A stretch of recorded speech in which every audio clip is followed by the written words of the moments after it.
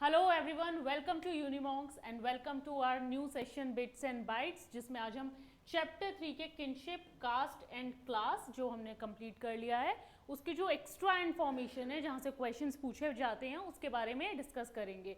तो kinship, cast and class में majorly हमने जो सोसाइटी में चेंजेस आए थे 600 BCE से 600 CE तक के जो चेंजेस आए थे उनके बारे में पढ़ा था। ठीक है, तो अब उसकी जो एक्स्ट्रा इन्फॉर्मेशन है, जो कुछ वर्ड मीनिंग्स हैं, वो सब हम इस लेक्चर में देखेंगे, जहाँ से CUET आपके 2022 में बहुत सारे क्वेश्चंस जो हैं वो पूछे गए हैं। इसलिए कोई भी छोटी इन्फॉर्मेशन, छोटी से छोटी इन्फॉर्मेशन हम मिस आउट नहीं करेंगे, चाहे वो किसी वेद में मेंशन कुछ लाइन्स हैं जहाँ से एक्सट्रैक्ट करके आपसे वर्ड मीनिंग पूछे गए हैं, या फिर जो आपके NCERT के बॉक्सेस में साइड में वर्ड मीनिंग दिए गए हैं वो सब पूछे गए हैं, तो वो सब हम इस लेक्चर में कवर करेंगे। स्टार्ट करते हैं। सबसे पहला वर्ड है हमारा पेट्रिलिनी। ठीक है, तो पेट्रिलिनी मीन्स, ये हमने लेक्चर में भी कवर किया था, tracing descent from your father means when you are known by your father's name। ठीक है, तो patriliny means P for papa and P is patriliny, यानी कि you are known by your father's name, tracing descent from your father to son, grandson, eventually वो cycle पूरा उस तरीके से चलता है। Second is matriliny. Matriliny is when your descent is traced through your mother, M for mother, M for mummy, तो जो आपका descent, when your origin is traced to your mother, when you are known by your mother's name, it is known as matrilineal। तो ये हमारे दो important term हैं। इसी तरीके के क्वेश्चंस पूछे गए हैं CUET 2022 में, वो मैं अलग से प्रैक्टिस कराऊंगी। सेपरेट सेशन में हम पूरा देखेंगे कि किस तरीके के क्वेश्चन पूछे गए हैं। मूविंग ऑन, नेक्स्ट वर्ड है हमारा कुल। Kula means families. Kula means a family, kula means families. Next is jati, which means a larger network of kinfolk. अब किनफोल्क क्या होता है? आपके रिलेटिव्स या वो with person who are connected to you by blood relation. तो किनफोल्क का मतलब होता है योर रिलेटिव्स। तो jnati means larger network of kinfolk, आपके जो जितने भी सारे रिलेटिव्स हैं वो भी इंक्लूड किए जाते हैं। कुल means families. Next word is वंश, एंड वंश हम बहुत बार सुनते हैं कि इस वंश, हमारा वंश आगे बढ़ेगा उस तरीके से। तो वंश मीन्स लीनिएज। कुछ इंपॉर्टेंट वर्ड मीनिंग्स हैं जो हमारी NCERTs में दिए गए हैं, जहाँ से क्वेश्चंस बनते हैं।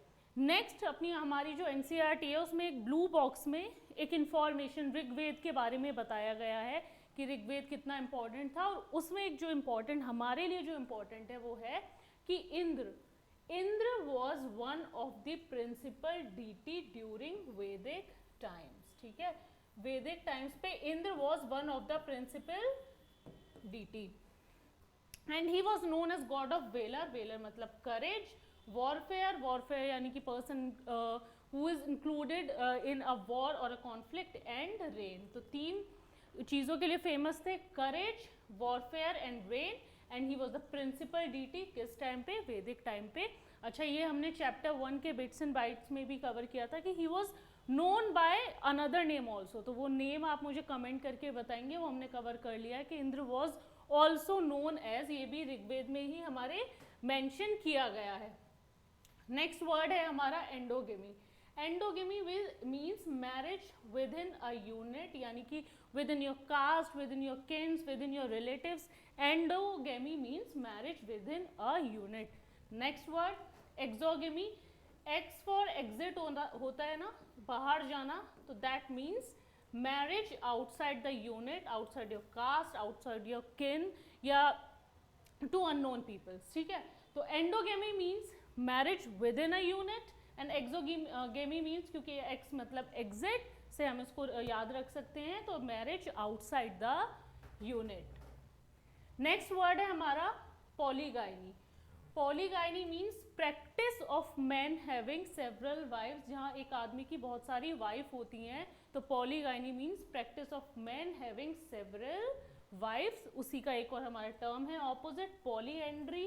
Polyandry means where a women has several husband, more than one husband. ठीक है, पॉलीगाइनी है हमारा practice of man having several wives, and polyandry means practice of women having several husbands. Now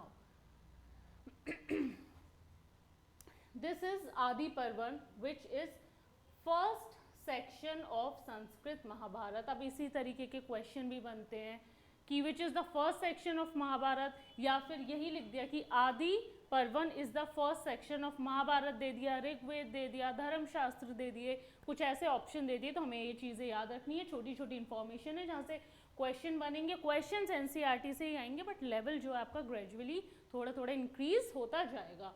तो Adi Parvan means first section of Sanskrit Mahabharata. और ये जो हमारा first section है, ये आदि पर्वन जो है हमें बताता है, एक स्टोरी बताता है अबाउट गुरु द्रोणाचार्य और एकलव्य। गुरु द्रोणाचार्य और एकलव्य की स्टोरी हम सबने सुनी है कि किस तरीके से उन्होंने उनको दक्षिणा दी थी अपना अंगूठा काट के। तो ये हमें आदि पर्वन में ये स्टोरी बताई गई है। एंड जो मेजरली वो हमें बताता है, वो बताता है कि why there was a war between Kauravas and Pandav. जो पूरा कन्फ्लिक्ट हुआ, महाभारत हुई, वो क्यों हुई, ठीक है। तो उसमें हमें बताया गया है कि Hastinapur was ruled by Pandavas father Pandu, ठीक है। He died at a very young age. उसके बाद वो जो प्रिंस थे, जो पांचों पांडव थे, वो बहुत क्या थे, छोटे थे। तो इसीलिए कौरव्स, उनके जो फादर थे धृतराष्ट्र, ही वॉज ब्लाइंड, उन्होंने वो थ्रोन जो एज्यूम किया। बट इवेंचुअली विद टाइम जो हस्तिनापुर के लोग थे वो पांडव्स को ही किंग बनाना चाहते थे। तो इससे क्या हुआ कि जो सबसे एल्डेस्ट सन थे, जो सबसे एल्डेस्ट ब्रदर थे कौरव्स में, दुर्योधन, उनको लगा कि भाई अब पांडव्स बनेंगे किंग, उसके बाद उनके सन बनेंगे, तो हमारे हाथ तो कुछ भी नहीं लगेगा। तो ये बहुत सारे रीज़न थे जिससे हमारी जो महाभारत हुई थी। तो ये इसके बारे में हमें इंफॉर्मेशन मिलती है फ्रॉम आदि पर्वन, जो कि हमारा फर्स्ट सेक्शन है संस्कृत महाभारत का। नेक्स्ट इज मनुस्मृति के बारे में हमने पढ़ा है, लीगल टेक्स्ट, ठीक है। लीगल टेक्स्ट है, टाइम पीरियड इंपॉर्टेंट है, कब कंपाइल किया गया था, और वो मैं कई बार बता चुकी हूँ, तो वो भी आप कमेंट करके बताएंगे जिससे आपका रिविजन भी हो जाएगा, ठीक है। तो मनुस्मृति से हमें पता चलता है कि there were 8 forms of marriages, ठीक है। 8 तरीके की शादियाँ होती थी। ये हमें कहाँ से पता चलता है, कौन से टेक्स्ट से पता चलता है, मनुस्मृति से पता चलता है। अब ये आपको लगेगा कि इन्फॉर्मेशन हमारे काम की नहीं है, छोड़ दो, पर अगर ऐसे ही एक क्वेश्चन आ गया कि 8 forms of marriages are mention in, 2 Veda के नाम दे दिए, एक धर्मशास्त्र का दे दिया, एक आदि पर्वन का दे दिया, एक मनुस्मृति का दे दिया, तो कन्फ्यूजन हो जाएगी। तो ये छोटी छोटी इन्फॉर्मेशन बहुत इंपॉर्टेंट है कि there are 8 forms of marriages which are mentioned in Manusmriti, और इसका टाइम पीरियड आप बताएंगे मुझे कमेंट करके। नेक्स्ट, सतवाना किंग्स के बारे में हमने बहुत सारी इंफॉर्मेशन पढ़ी थी, ठीक है। सतवाना किंग्स थे, कौन से पार्ट को रूल करते थे, ठीक है, इंडिया के सेंट्रल और वेस्टर्न पार्ट को रूल करते थे। तो जो सतवाना किंग्स के बारे में हमें कहाँ से पता चलता था, इंस्क्रिप्शन से, ठीक है। सोर्सेज जो है हमारे इंस्क्रिप्शंस थे, मेजर सोर्सेज जो हमें उनके बारे में पता चलता था, इंस्क्रिप्शन से पता चलता था ना सतवाना रूलर्स के बारे में। तो उन्हीं इंस्क्रिप्शन से एक टाइटल मिला है, एक यूनिफॉर्म टाइटल है विच इज राजा। ये थे हमारे सतवाना किंग्स, और उन सबके नाम थे इस तरीके से, राजा गौतमी पुत्र श्री सतकर्णी, राजा वसिति पुत्र श्री पुलमयी, ठीक है, राजा गौतमी पुत्र समी श्री याना सतकर्णी। अब तो आपको सबका नाम याद रखने की जरूरत नहीं है, बस ये देखना है कि सबका जो है एक यूनिफॉर्म वो होता था टर्म, जो क्या करते थे, यूनिफॉर्म टाइटल राजा, ठीक है। और सतवाना किंग्स के बारे में सबसे बड़ी खासियत क्या थी कि they were known by their mother's name, ठीक है। हालांकि जो सक्सेशन था इट वाज पेट्रीलिनियल, ठीक है, but they were known by their mother's name, इनकी सबसे फेमस बात थी। इसमें आपको सारे नाम याद करने की जरूरत नहीं है, बस ये एग्जाम्पल्स हैं आपके लिए कुछ देखने के लिए कि दे अडॉप्टेड अ यूनिफॉर्म टाइटल राजा। दूसरी चीज क्या इंपॉर्टेंट है इसमें कि यूनिफॉर्म टाइटल राजा अडॉप्ट करते थे, एंड जो टर्म था इट एंड्स विद पुत, पुत मीन्स सन इन प्राकृत, ठीक है। ये जो था, इनके जो भी नाम थे इट एंड विद पुत, ठीक है, दैट मीन्स सन, और कौन सी लैंग्वेज में, प्राकृत लैंग्वेज में। अब इसमें एक चीज और है, जैसे गौतमी पुत, ठीक है, गौतमी पुत यहाँ पे लिखा है हमें, राजा गौतमी पुत मीन्स राजा तो वो थे ही, बट पुत मीन्स सन, सो गौतमी पुत मीन्स सन ऑफ गौतमी। और गौतमी और वसिष्ठी कौन थी, they are feminine forms of Gautam and Vasishtha, जो कि वैदिक सीयर्स थे साधु थे उन्हीं का फेमिनिन यानी कि फीमेल फॉर्म है। Gautam and Vashishtha were the वैदिक सीयर्स आफ्टर हुम, जो गोत्र थे, हमने पढ़ा था ना कि जो गोत्र थे वो वैदिक सीयर्स के नाम पर भी रखे जाते थे कि ये इनके डिसेंडेंट्स हैं। उसी तरीके से गौतमी और वशिष्ठी जो था उनका क्या था, फेमिनिन यानी कि फीमेल वर्जन था। ठीक है, तो ये हमारे जो सतवाना किंग्स थे वो किसके, अपनी मदर के नाम से जाने जाते थे, एक यूनिफॉर्म टाइटल अडॉप्ट करते थे और उनकी जो मदर्स का नेम था वो किससे, एक वैदिक सीयर के नाम पर था जिससे गोत्र डिराइव किए जाते थे। Now next is metronymics in the Upanishad. ठीक है, उपनिषद के बारे में हमने पढ़ा कि फिलोसफिकल टेक्स्ट होते थे। ठीक है, फिलोसफिकल टेक्स्ट होते थे। विमेन और Shudras were allowed to read these Upanishad, है ना। तो मेट्रोनिमिक्स यानी कि मदर्स नेम। तो एक हमारा उपनिषद है बृहदरण्यक उपनिषद, ये हमारा वन ऑफ द अर्लीस्ट उपनिषद है और इसमें इंफॉर्मेशन किसके बारे में दी गई है, सक्सेसिव जनरेशन ऑफ टीचर्स और स्टूडेंट्स। ठीक है, इसमें टीचर्स और स्टूडेंट के बारे में जो है इंफॉर्मेशन बताई गई है। तो Brihadaranyaka Upanishad is one of the earliest Upanishad और उसमें जो हमें इंफॉर्मेशन मिलती है वो किसकी मिलती है, टीचर्स और स्टूडेंट की इंफॉर्मेशन मिलती है।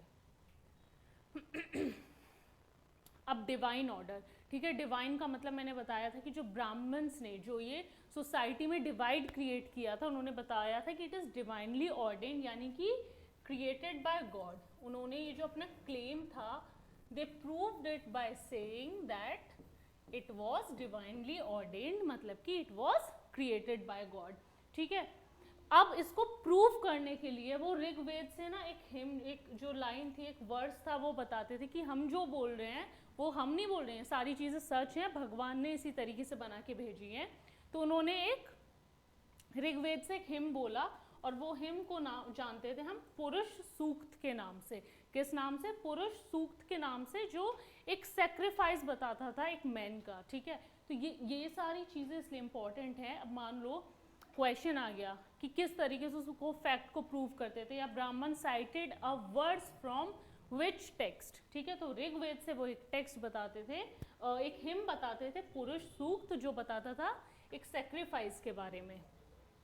और क्या क्लेम करते थे कि elements of universe were born from his body, कि जिस मैन ने सेक्रीफाइस दिया था, जो यूनिवर्स के एलिमेंट्स है वो उनकी बॉडी से बॉर्न हुए हैं। और सोशल कैटेगरीज जो हैं, स्पेसिफिकली उन्होंने क्या बोला, किस तरीके से बेवकूफ़ बनाया कि जो सोशल कैटेगरीज थी वो भी क्या हैं, they are born from his body. अब बोला कि ब्राह्मण्स जिन्हें सोसाइटी में सबसे ऊपर पोजीशन दी गई थी, they were born from his mouth.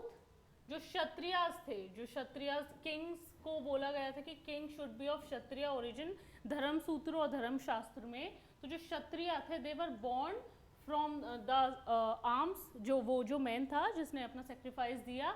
वैश्यास जो कि मोस्टली ट्रेडर्स होते थे, they were born from the thighs. ठीक है, इसी तरीके से सोशल ऑर्डर, सोशल कैटेगरीज उन्होंने प्लेस किया, उन्हें सोसाइटी में इसी के अकॉर्डिंग प्लेस किया गया। एंड लास्टली जो फुट थे, Shudras were born from the foot of that man, इसलिए उन्हें सबसे नीचे यानी कि सबसे लोअर प्लेस दी गई सोसाइटी में। ये सारे इंपॉर्टेंट हैं, ये सारी चीज़ें पूछा जा सकता है कि किस तरीके से Brahmans were born from the dash of that primeval man. तो ये आपको याद रखना है, mouth, arms, Kshatriyas were born from the arms, Vaishyas were born from the thighs and Shudras were born from the foot.